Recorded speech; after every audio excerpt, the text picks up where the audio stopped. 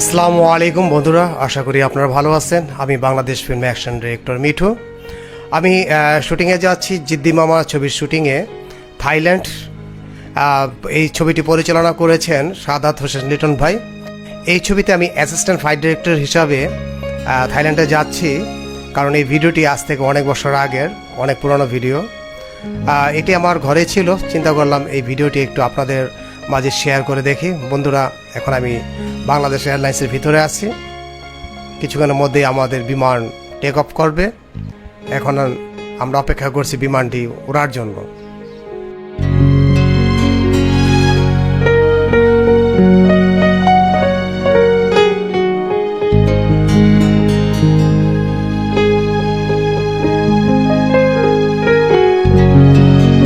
আমাদের এই বাংলাদেশ এয়ারলাইন্সটি কিছুক্ষণের মধ্যে জিয়া আন্তর্জাতিক বিমানবন্দর ত্যাগ করবে। বন্ধুরা, 2 ঘন্টা 10 মিনিটের মধ্যে আমরা ব্যাংকক এয়ারপোর্টে গিয়ে পৌঁছবো। আর যদি কোথাও গুত্তা খেয়ে পড়ে, আল্লাহ ভরসা, আমাদের জন্য দোয়া করবেন, আমরা যেন খুব সুন্দরভাবে থাইল্যান্ড গিয়ে পৌঁছাই। বিমানটি এখন আকাশে ওড়ার জন্য প্রস্তুতি নিচ্ছে, অলরেডি সে চলা শুরু করেছে। বন্ধুরা, কিছুক্ষণের মধ্যে বিমানটি উড্ডয়ন করবে।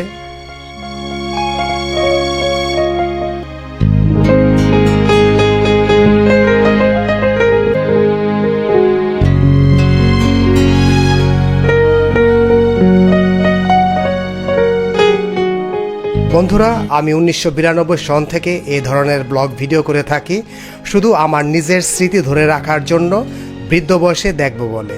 কিন্তু তখন একটু ভাবিনি কোনো এক সময় ইন্টারনেটের কল্যাণে ইউটিউব, ফেসবুকের মাধ্যমে এই ভিডিওগুলো আপনাদের মাঝে শেয়ার করে দেখতে পাবো। কিন্তু সেই যোগটি অনেক আগে চলে এসেছে। আমি এই পুরনো ভিডিওগুলো আপনাদের মাঝে তুলে ধরলাম একটু ব্লগ ভিডিওর আকারের মাধ্যমে। তাহলে বন্ধুরা, দেখতে থাকুন আমার শুটিংয়ের যাওয়া থাইল্যান্ডের ভিডিওগুলো। বন্ধুরা, এই থাইল্যান্ডের শুটিংয়ের ভিডিওগুলো আমার 8ম বারের মতো চলছে। বন্ধুরা, আমি জানালা দিয়ে নিচের দৃশ্যগুলো দেখছি, আবার মাঝে মাঝে ভয়ও পাচ্ছি। হঠাৎ হঠাৎ বিমানটি উপর থেকে নিচে নেমে যায়, মনে হয় এই যেন পড়ে গেল। পাইলট আবার ইঞ্জিনের স্পিড বাড়িয়ে দেয়, তখন বিমানটি আবার উপরে উঠে যায়। বন্ধুরা, দেখতে দেখতে রাত হয়ে গেল। এখন আমরা থাইল্যান্ডের আকাশ সীমানায়, এখনই বিমানটি ল্যান্ড করবে।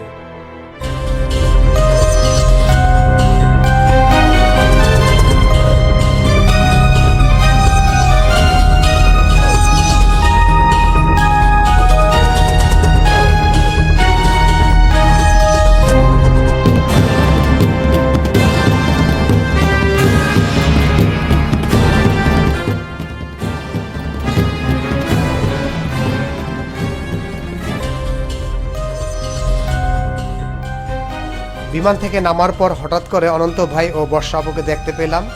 তারা এসছেন থাইল্যান্ডে বেড়াতে। পরিচালক লিটন ভাই তাদের সাথে কথা বলছেন, আর আমি আমার ক্যামেরাটি দিয়ে স্মৃতিস্বরূপ ভিডিও ধারণ করে রাখলাম। আমরা সবাই ইমিগ্রেশনের দিকে যাচ্ছি। বন্ধুরা, আমার ডানে হিরোইন বর্ষা আপুকে দেখতে পাচ্ছেন।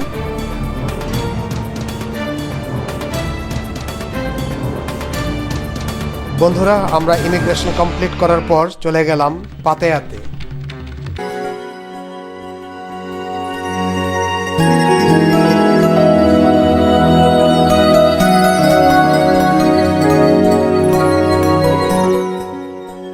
এ নিয়ে আমার থাইল্যান্ড 8 বার আসা।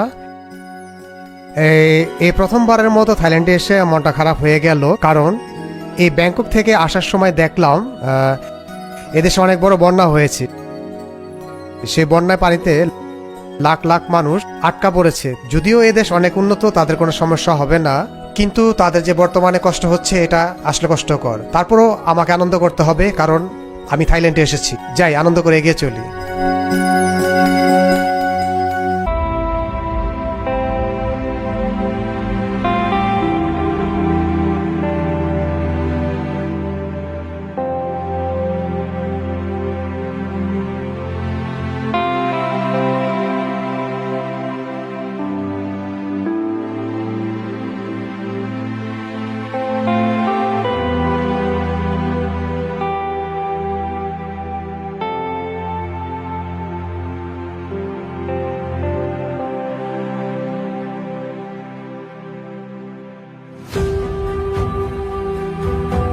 বন্ধুরা, আমরা এখন শুটিং করছি পাতেয়া বাস স্ট্যান্ড সংলগ্ন একটি উঁচু ভবনের ছাদে।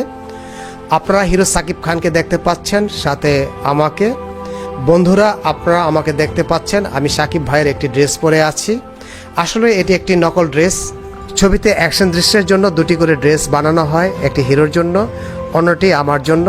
অ্যাকশন দৃশ্যে কিছু কিছু শট আমাকে ড্রেসটি পরে করে দিতে হয়, তাই এই ড্রেসটি পরা।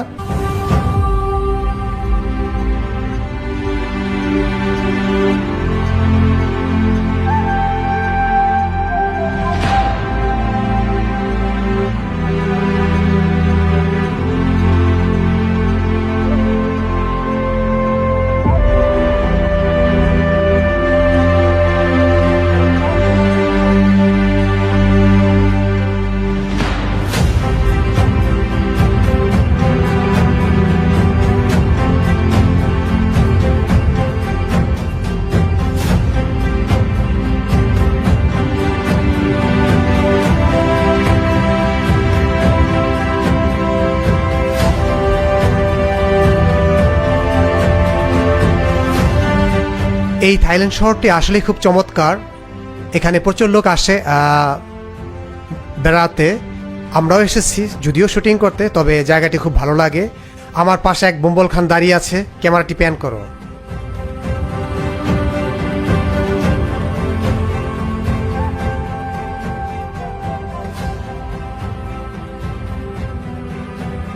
Thank you very much for taking my picture, bro. But I have doubt. Please show me the picture. Thank you very much. আপনারা একটু আগে বুম্বল খানকে দেখলেন, সে আমার ছবি তুলে খুব উৎসাহী। বন্ধুরা, আমি একটু এদিক সেদিক ঘুরে ঘুরে দেখব। দেখছি।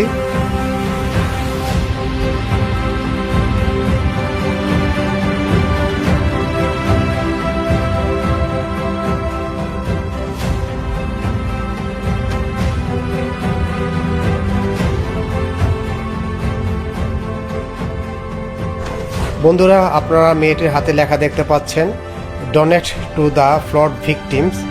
তাদের এই দেশটিতে অনেক বড় বন্যা হয়েছে, তাই তারা সবার কাছে সাহায্য চাচ্ছে মোটর সাইকেল দিয়ে খেলা দেখার মাধ্যমে। বন্ধুরা, আপনারা অনেকেই জানেন এই জায়গাটি ওয়াকিং স্ট্রিট। এখানে দেশ বিদেশের মানুষ দেখতে পাওয়া যায়।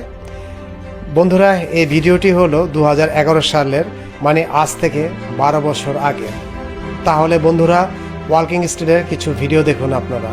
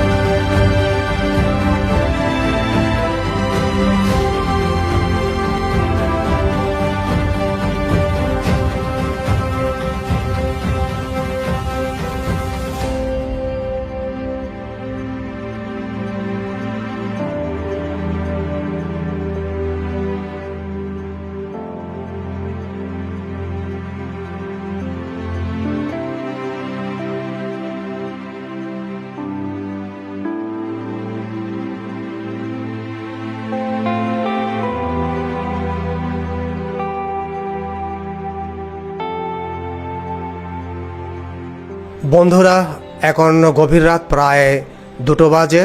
আগামীকাল আমরা বাংলাদেশে চলে যাব, মানে আমি চলে যাব, আমার কাজ সেখানে শেষ।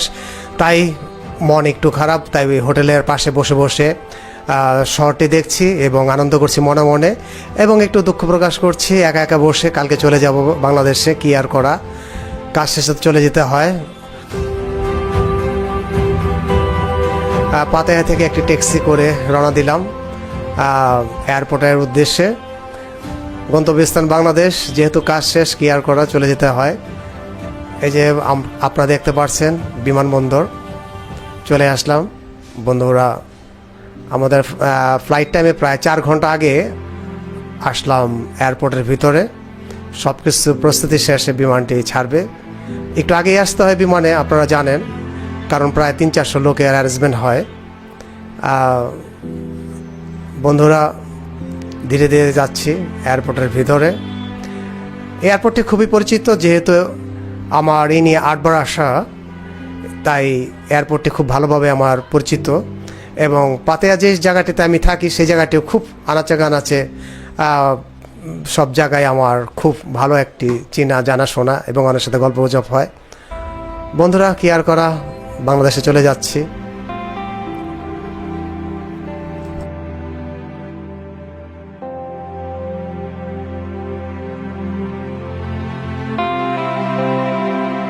এই থাইল্যান্ড শহর ছেড়ে আমার যেতে অনেক কষ্ট হচ্ছে, তারপরও যেতে হবে।